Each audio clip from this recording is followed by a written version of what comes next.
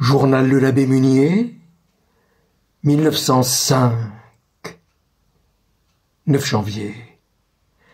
J'échappe à Saint-Paul-Saint-Louis. Le marais ne m'attire guère. 5 février. Déjeuner chez Bengold, fils d'un ancien bedeau de Saint-Thomas d'Aquin, qui a succédé à M. Borgnol dans l'administration des funérailles.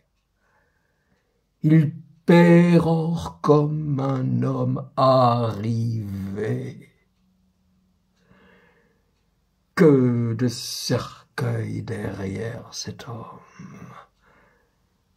Et derrière moi-même aussi. Le prêtre vit de la mort. Les prières produisent le casuel. 6 mars, Paris. Dîner chez Huysmans hier soir, avec forains, bois, décaves, etc. Après avoir beaucoup parlé et ri, et librement, Forain disait, avant de s'en aller, « Et maintenant nous allons redevenir moroses dans nos familles. » 15 mars. Encore une conférence, rue Lascaz. Énormément de monde. C'est le sujet qui attirait. Le mariage des filles. 18 mars. Confesser, confesser, confesser. À cause de la Saint-Joseph. Les femmes ne se lassent pas de ce sacrement. Les guichets se ferment, se rouvrent. Des péchés de droite, des péchés à gauche. Dîner hier soir chez Huysmans, qui se réjouit à la pensée qu'il va se payer les prisons de Rome, de Pyrénées. Il nous a dit que les ouvrages critiques ne l'intéressaient pas. Il n'aime que les documents. 19 mai. Était hier soir chez Huysmans, où se trouvait M. Caldin. Huysmans a redit qu'il n'y a pas de talent sans péché. Que pour avoir du talent, il faut avoir couché avec des femmes. Il va même plus loin. Baiser, dit-il, une femme dessus ne suffit pas. Il faut du vice pour avoir du talent. Voilà une thèse curieuse.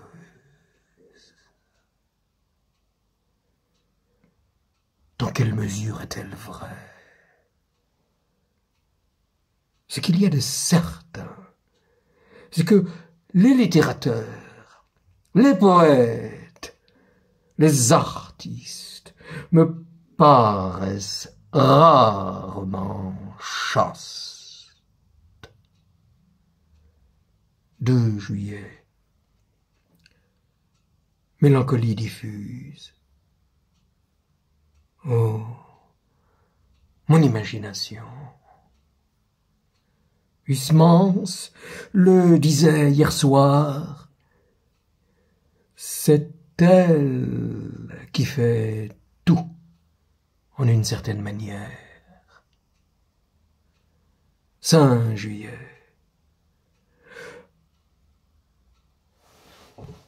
La loi de la séparation a été votée à la Chambre.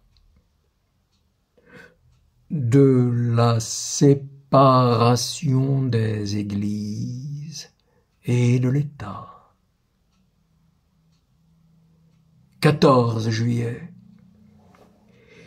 Été voir le général Gallifet, qui m'a parlé longuement, toujours en monologue, et de lui et des 35 000 communards qu'il aurait fait fusiller, ce qui est le contraire de la vérité. Et il m'a montré une lettre de l'admiraude lui proposant une récompense pour avoir fait la répression. Et sa réponse négative. Gallifet m'a dit « Je suis un gendarme. J'ai l'âme d'un gendarme. » 6 septembre. On ne parle que d'associations paroissiales et d'associations culturelles. Le clergé va encore dépenser son activité dans ces organisations-là. Et la religion intérieure sera toujours reléguée au dernier plan. Vous vous préoccupez trop des questions hiérarchiques, ecclésiastiques, et la justice, et la charité, et la résignation, et le courage, et tout ce qui fait vivre l'âme humaine. La question Église tue, la question simplement religieuse. La religion est un esprit, un mouvement du cœur. Vous en faites un pouvoir, une société, une force extérieure, quelque chose qui est en lutte avec les autres pouvoirs et les autres sociétés pour aimer Dieu et son prochain. Faut-il tant de matérialité que nous sommes loin de ce qu'a voulu Jésus-Christ. Il tolérait à peine le temple. 28 septembre.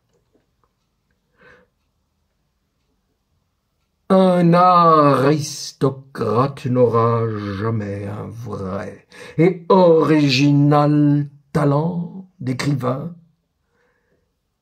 Il est trop comme il faut.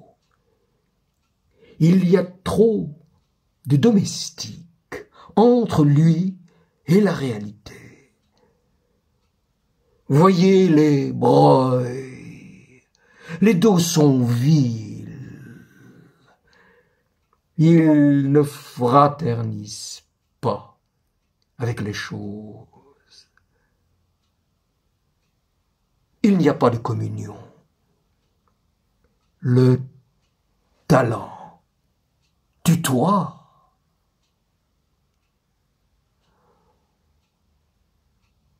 7 décembre. Hier, 6 décembre, le Sénat a voté définitivement la séparation des églises et de l'État. 181 voix contre 102. L'œuvre de Bonaparte et par terre. Nous allons voir maintenant le génie pratique de nos supérieurs ecclésiastiques. Je crois à leur néant. N'était l'amour-propre. Je suis heureux de n'être pas curé en ce moment. Démenez-vous, messieurs les curés. 13 décembre.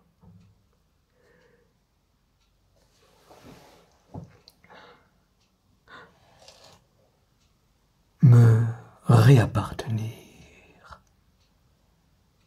rentrer en moi.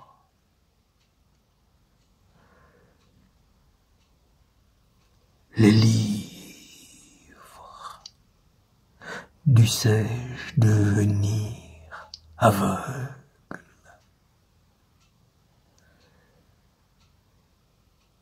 Vu, monsieur, cher ami, qui possède une partie des mémoires d'outre-tombe, recopiées par la fine écriture de Madame Récamier. Monsieur cher ami trouve que ce manuscrit renferme des passages que Chateaubriand a atténués plus tard dans le texte définitif, et que ce premier jet valait mieux. 15 décembre. Il faut se suffire à soi-même. Huysmans convenait hier soir que l'Église de France est flambée.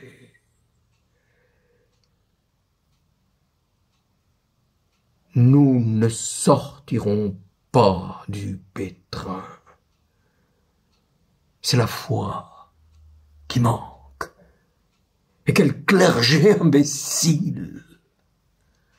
D'ailleurs, l'Église, comme dit le pauvre malade de la rue Saint-Placide, a embêté tout le monde. 22 décembre. Huysmans est convaincu qu'il n'y a pas de réforme du clergé possible si on ne détruit pas Saint-Sulpice. C'est ce qu'il me disait tout à l'heure.